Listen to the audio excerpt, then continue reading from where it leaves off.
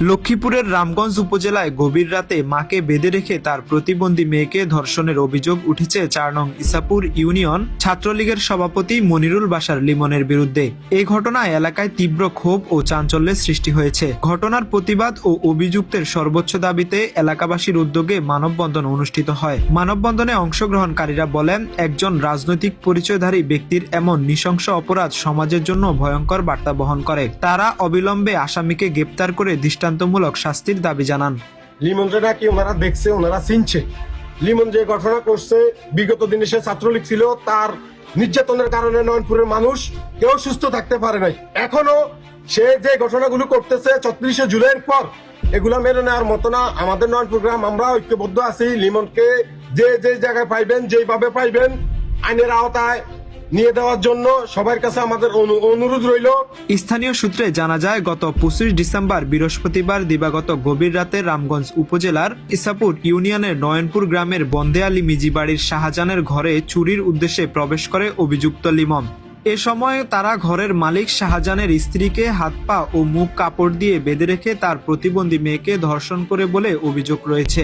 অভিযুক্ত মনিরুল বাশার লিমন নয়নপুর গ্রামের সুয়াজি বাড়ির মৃত সেলিম হোসেনের ছেলে এবং ইসাপুর ইউনিয়ন ছাত্রলীগের সভাপতি বলে জানা যায়।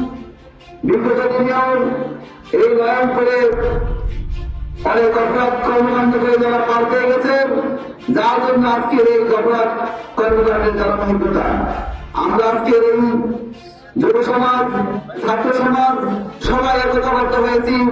আগামী দিনে নয়নপুরে কেউ যদি এই ধরনের সাহসী এই ধরনের কোন অন্যায় করার চেষ্টা করে, আমরা সবাই মিলে তাদেরকে প্রতিরোধ করার জন্য, কি বলেন, এই দর্শনকারীদেরকে খুঁজে বের করে আইনের আওতায় এনে উপযুক্ত শাস্তির ব্যবস্থা করার জন্য বিনীত আহ্বান জানাচ্ছি। ঘটনাটি জানাজানি হলে পুরো এলাকায় ব্যাপক চাঞ্চল্যের সৃষ্টি হয়। মানববন্ধনে বক্তারা বলেন, এই অপরাধ শুধু একটি পরিবারের নয়, পুরো সমাজের বিরুদ্ধে। অপরাধী যে দলেরই হোক, তাকে ছাড় দেওয়া যাবে না। এই জীবনের যে অপকর্ম, এটা তো প্রথম নয়। প্রতিদিনের মতো তার চুরি, মাদক ব্যবসা এবং সর্বশেষ যে এই দর্শনের ঘটনা ঘটিয়েছে, আমরা তার তীব্র নিন্দা জানাই। এ বিষয়ে রামগঞ্জ থানার অফিসার ইনচার্জ ফরিদ উদ্দিন চৌধুরী ঘটনার সত্যতা নিশ্চিত করে বলেন, শুক্রবার ভিকটিমের বাবা মোহাম্মদ শাহজাহান বাদী হয়ে থানায় একটি ধর্ষণ মামলা দায়ের করেছেন।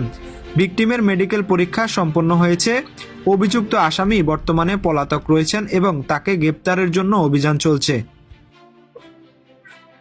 আরে বাঁধে কম্বল টম্বল গড়ি দিচ্ছে, কম্বল দিয়ে গড়ি দিয়ে কোনো শব্দ করবেন না, কোনো নেশ করাবেন না, করার পর শুরু ধরে আর মায়ের নিযুক্ত করছে।